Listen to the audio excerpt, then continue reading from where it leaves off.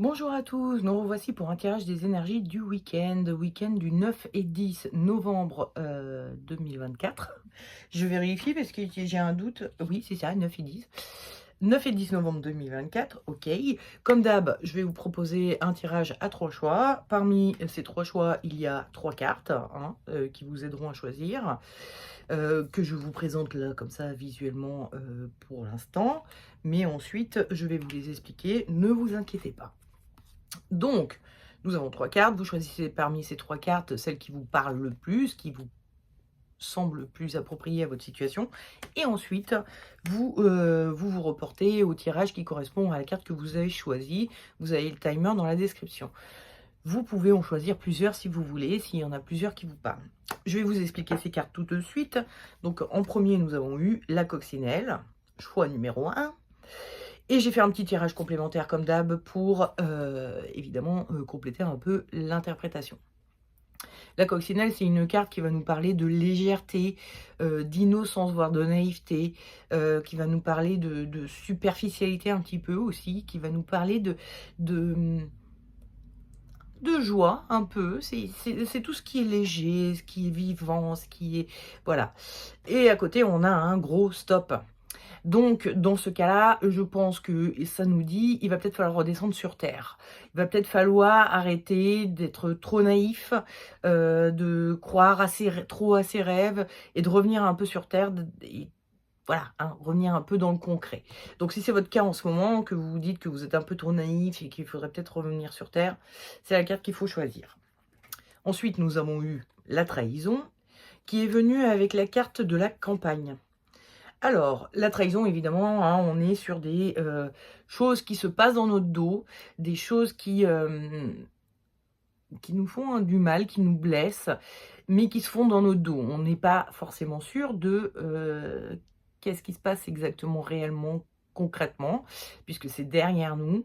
Mais on a ce sentiment-là qu'on nous veut du mal, on nous maltraite d'une certaine manière, sans savoir exactement pourquoi, d'où ça vient, etc. Et ça nous donne quoi? L'envie de fuir. La campagne, c'est vraiment le lieu où on va être isolé du reste du monde, où on va être au chaud, bien calfeutré dans notre petite maison, au milieu de nulle part.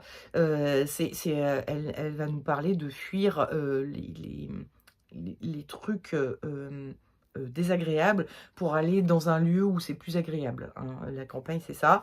Donc, si vous avez l'impression qu'il y a des gens qui vous en veulent ou que des choses se passent dans votre dos et que c'est pas agréable et que ça vous donne envie de fuir, c'est la carte qu'il faut choisir. Et enfin, le cœur d'amour qui est venu avec le jeu de société.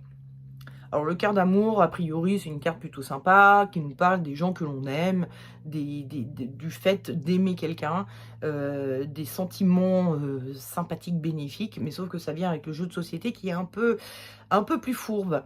On a, avec le jeu de société, des notions de manipulation. Quand on parle du jeu de société, on peut parler du divertissement, voilà, on joue à un jeu entre amis, ou on peut parler du jeu dans la société, au sein de la société, de comment placer ses pions pour arriver à gagner quelque chose qu'on a envie de gagner. Tout ça de façon un peu manipulatrice, un peu cachée, un peu, voilà. C'est pas forcément clairement évoqué au moment où la personne fait ce genre de choses. Et donc, il y a un lien avec quelqu'un qui vous aime et qui est censé vous aimer, ou en tout cas vous l'aimez, cette personne, mais qui essaye de vous manipuler, de jouer d'influence sur vous, de vous amener là où vous n'avez pas forcément envie, et donc c'est pas forcément très agréable non plus, je peux le comprendre. Donc, si c'est votre cas, c'est le cœur d'amour qu'il faut choisir. Je reconnais qu'entre la trahison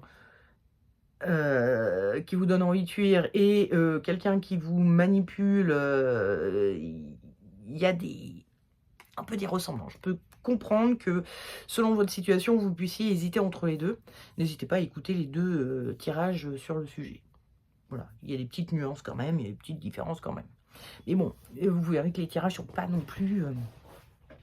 Bon, il y a des ressemblances aussi. Bref, passons au tirage de ceux qui ont choisi la coccinelle, qui est donc venue avec le stop. Ça veut dire, on va arrêter de rêver, on va redescendre sur terre. Quelle est l'énergie de votre week-end? La papesse. Alors oui, on redescend sur terre. Avec la papesse, on n'est complètement pas du tout dans le fun, hein. On est dans le... Là, on est sérieux. Il n'y a qu'à voir ces yeux là qui sont pas du tout rigolards, hein, clairement. Elle est avec son livre, éventuellement de contes, ou c'est sa paperasse à faire. Enfin vraiment, là, on revient dans le concret. On rigole plus. Vous êtes ce week-end en mode, bah ouais, il faut revenir au sérieux, et donc vous montrez sérieux. Vous essayez du moins. Et vous accomplissez les choses qu'il y a à faire, les choses bien concrètes, etc., etc. Le conseil que vous donne le tarot, c'est tempérance, et le déconseil, c'est l'ermite. Alors l'ermite, c'est un personnage qui est un ascète. C'est un ermite. Il n'a rien pour vivre. Il vit au fond de sa grotte en mangeant les champignons qu'il a cueillis, les glands qu'il a trouvés, et basta, quoi. Il n'est pas franchement fun. Sauf que tempérance, elle vous dit... Ça, c'est vraiment, on a arrêté de rêver, on revient dans la 16, dans le... Voilà, hein. Sauf que tempérance, elle vous dit, il va falloir peut-être un peu plus équilibrer les choses, être un peu plus dans l'équilibre. Elle n'est pas... Alors, tempérance, c'est un personnage qui est sur Terre, mais qui a aussi des ailes, comme la coccinelle. Mais elle est posée sur Terre, mais elle a quand même moyen de s'envoler. Elle n'est pas que sur Terre tout le temps, des fois elle vole, des fois elle est sur Terre. Ça vous dit, il faut rêver un peu, être un peu innocent, un peu naïf, un peu léger des fois, se faire plaisir. Et puis des fois, il faut revenir au concret, il faut revenir au monde réel. Il faut alterner entre les deux pour être dans l'équilibre et dans la bonne gestion de sa vie. On ne peut pas être que dans la 16, que dans le... Voilà. Toc, toc, toc, c'est comme ça. Il faut aussi se faire plaisir de temps en temps, quoi. C'est mieux pour être équilibré psychiquement. Tous ces trucs-là, les cartes que j'ai tirées me font un peu penser aux gens qui ont un peu tendance à dépenser sans compter, à se faire plaisir. Vous avez peut-être eu une phase comme ça, où vous avez acheté une belle voiture, par exemple, sauf que vous n'avez pas trop les moyens, et que vous redescendez sur Terre parce que votre compte en banque, il vous dit, là, tu es carrément dans le rouge. Donc, il y a... des notions autour de l'argent. Avec l'ermite, on a aussi ça de j'arrête de dépenser le moindre rond si ce n'est pas pour un achat vital, payer mon loyer, mes factures et à manger, et point barre, rien d'autre. Donc il y a des notions comme ça un peu, je trouve, autour de l'argent. Avec la papesse aussi, on dit souvent que c'est une comptable, hein, qu'elle est en train de tenir son livre de compte.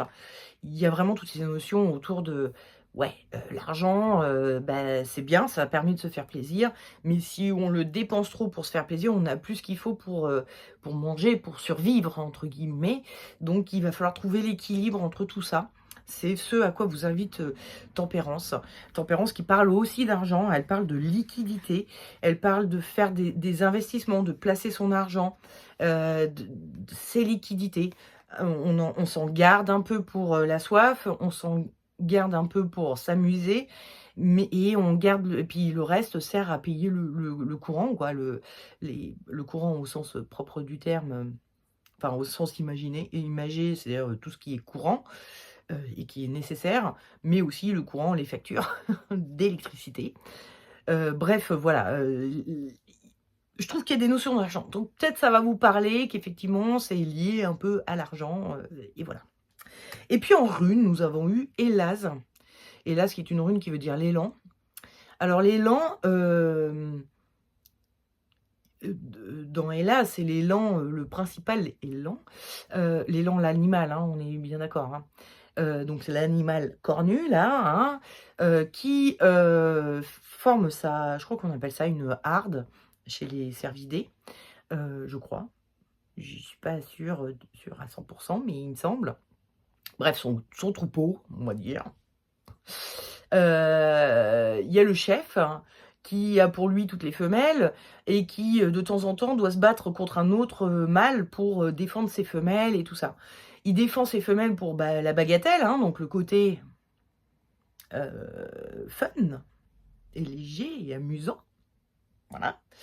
Mais d'un autre côté, il a une responsabilité vis-à-vis d'elle pour que, voilà, ce soit pas n'importe quel, mâle qui leur monte dessus. Donc il se bagarre avec les autres, mâles. Donc il est justement dans ce respect, de il y a le fun, il y a l'amusement, voilà, il a les femelles pour lui et puis il y a la responsabilité que lui donne le fait d'avoir toutes ces femelles, donc il faut que quand même, voilà, assumer ses responsabilités. C'est lui le chef du troupeau aussi qui mène tout le monde, femelles et autres mâles compris.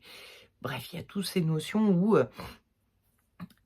il va falloir trouver cet équilibre entre s'amuser et ses responsabilités. Vous êtes en mode: «Va falloir vraiment que j'arrête de m'amuser parce que vous êtes peut-être trop amusé». Mais ne tombez pas dans l'excès inverse de l'ascèse, comme l'ermite, le suggérait. C'est-à-dire, ne soyez pas non plus dans l'extrême inverse. Faut trouver un équilibre entre les 2. Voilà, c'est ce que vous invite le tarot et les runes à faire. Voilà. Et donc nous allons passer au tirage de ceux qui ont choisi la trahison, qui est donc venu avec la campagne, qui nous suggère qu'on a fortement envie de suivre parce qu'on a l'impression qu'il se passe des trucs dans nos dos qui vont pas être très bons pour nous. L'énergie de votre week-end, c'est la roue de fortune. Bah oui, avec la roue de fortune, on est franchement perturbé. Hein. Un coup on est en haut, un coup on est en bas, on sait pas. Et puis ça fait la roue de fortune, elle fait penser à la petite moulinette qu'on a dans la tête où on fait tourner en boucle les mêmes réflexions et on peut devenir un petit peu obsessionnel ce week-end à cause de tout ça. Et puis on peut aussi passer par des hauts et des bas. On sait plus trop où on en est, on sait plus trop comment réagir pour voilà, avec la roue de fortune, en plus, on n'est pas en maîtrise, hein. Les personnages qui sont sur la roue ne sont pas ceux qui actionnent la roue.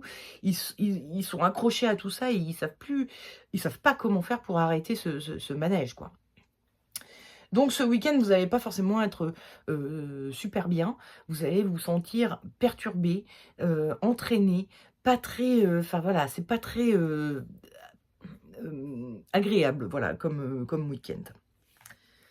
Le conseil que vous donne le tarot, c'est le pendu et le déconseil, c'est le chariot. Alors avec le chariot, on est sur un personnage qui est dans son protocole, hein. C'est très protocolaire le chariot. Donc on dit souvent que le chariot, c'est un personnage victorieux, qui revient de la guerre victorieux. Et là, il est en train de faire quoi? Ben, il est en train de parader dans sa ville natale, là où, enfin, dans la ville dans laquelle il rentre, peu importe. Pardon. Il est en train de parader pour dire: «Bah oui, c'est moi qui ai gagné la guerre, c'est moi qui ai, ou celui qui a tué le plus de gens au cours de cette guerre». Bref, tout le monde l'acclame. C'est vraiment très social, très protocolaire, très voilà. Et on vous dit: «Laissez tomber le protocole, le social et tout ça. Vous vous sentez pas à l'aise dans un milieu, voilà, il y a un endroit où vous vous sentez pas à l'aise. Vous vous dites, oui, mais bon, je vais pas arrêter d'y aller sous prétexte que je m'imagine qu'il y a des gens qui me veulent du mal. Non, on s'en fout de ça. C'est pas tout le côté social oui, mais qu'est-ce que vont en penser les gens? On s'en fout. Il faut faire comme le pendu. Le pendu, lui, il a ces arbres-là dont il a taillé toutes les branches. Tout lien, tout enchevêtrement est complètement taillé. Il reste tout seul. Il essaye de voir les choses d'un nouveau point de vue. Il s'isole un peu et il réfléchit. Il se pose 2-3 questions. Il se demande d'où ça vient, pourquoi, comment ça se fait que je me retrouve dans cette situation. Le tarot vous invite à prendre du recul par rapport à le contexte social dans lequel vous êtes et qui vous met mal à l'aise. Vous met mal à l'aise, pardon. J'ai mis beaucoup de S dans mes mots. Pour vous isoler un peu, couper un peu tout ça avec, enfin vous isoler, hein, il est vraiment dans un encadrement où il est tout seul dans sa petite boîte, de façon à réfléchir mieux, à réfléchir à tête reposée en fait. Voilà, on vous dit réfléchissez à tête reposée. Et pour être à tête reposée, il faut quitter le milieu social dans lequel, enfin qui vous met mal à l'aise. Éloignez-vous-en, réfléchissez à tête reposée. De façon à comprendre un peu d'où viennent ces trahisons, d'où viennent. Alors quand on dit trahison, c'est pas forcément des trahisons, mais c'est des trucs qui se passent dans votre dos, quoi.